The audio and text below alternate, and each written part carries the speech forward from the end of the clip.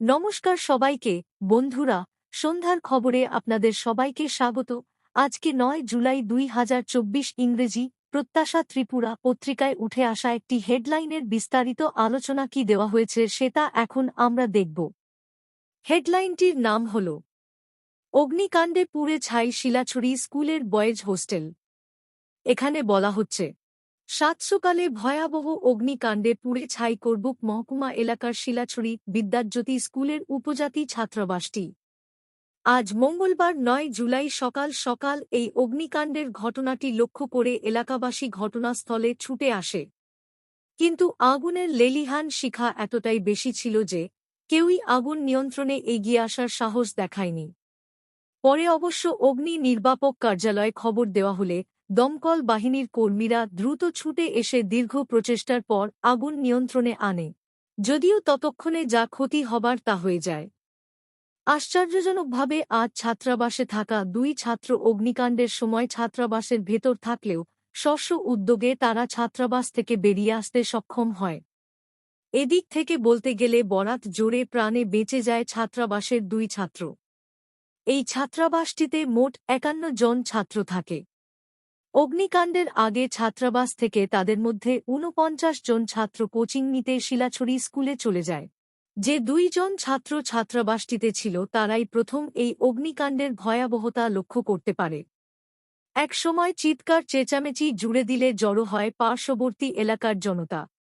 দ্রুততার সাথে এই খবর পাঠানো হয় শিলাছড়ি ছাত্রাবাসের ইনচার্জ চিরঞ্জিত মগের কাছে। পরে তিনি এসে এই খবর পাঠান করবুকস্থিত অগ্নি নির্বাপক কার্যালয়ে। সংবাদে প্রকাশ করবুক থেকে শিলাছড়ি উপজাতি ছাত্রাবাসের দূরত্ব কম করেও ৩০ কিলোমিটার।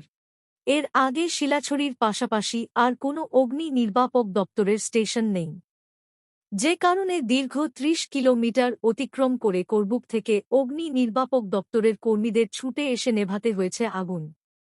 আর এতেই পুড়ে ছাই হয় ছাত্রাবাসে থাকা উপজাতি ছাত্রদের বিভিন্ন শংসাপত্র সহ প্রয়োজনীয় সামগ্রী।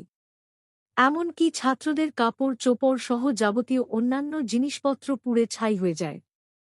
ছাত্রাবাসটির অবস্থা দেখে মনে হয় যেন অগ্নি নির্বাপক দপ্তরের কোনো গাড়িই ছিল না। অথচ অগ্নি নির্বাপক কার্যালয়ের গাড়ি এসে আগুন নেভালো ঠিকই, কিন্তু ততক্ষণে প্রায় সবই পুড়ে একেবারে ছাই হয়ে যায়। অভিভাবক সহ স্থানীয় জনতার অভিযোগ, শিলাছড়ি এলাকায় অগ্নিনির্বাপক দপ্তরের কোনো স্টেশন না থাকায় এই ধরনের ভয়াবহ অগ্নিকাণ্ডের ঘটনা ঘটে, যে কারণে মুহূর্তের মধ্যে সবকিছু পুড়ে ছাই হয়ে যায়। দীর্ঘদিন যাবৎ এই এলাকায় একটি ফায়ার স্টেশনের দাবি করে আসছে স্থানীয় জনতা, কিন্তু তাতে কোনো কর্ণপাতই করেনি প্রশাসন তথা অগ্নি নির্বাপক দপ্তর। আজ ছাত্রাবাসে ভয়াবহ অগ্নিকাণ্ডের পর এলাকাবাসী উক্ত এলাকায় শীঘ্রই ফায়ার স্টেশন গড়ে তোলার জন্য জোরালো দাবি জানায়, নইলে আগামী দিনে বৃহত্তর আন্দোলনের হুঁশিয়ারি দেয়। বন্ধুরা, খবর আপাতত এই পর্যন্ত। বন্ধুরা, ভিডিওটি ভালো লাগলে লাইক, শেয়ার, সাবস্ক্রাইব করে আমাদের সঙ্গে থাকুন। ধন্যবাদ সবাইকে ভিডিওটি দেখার জন্য।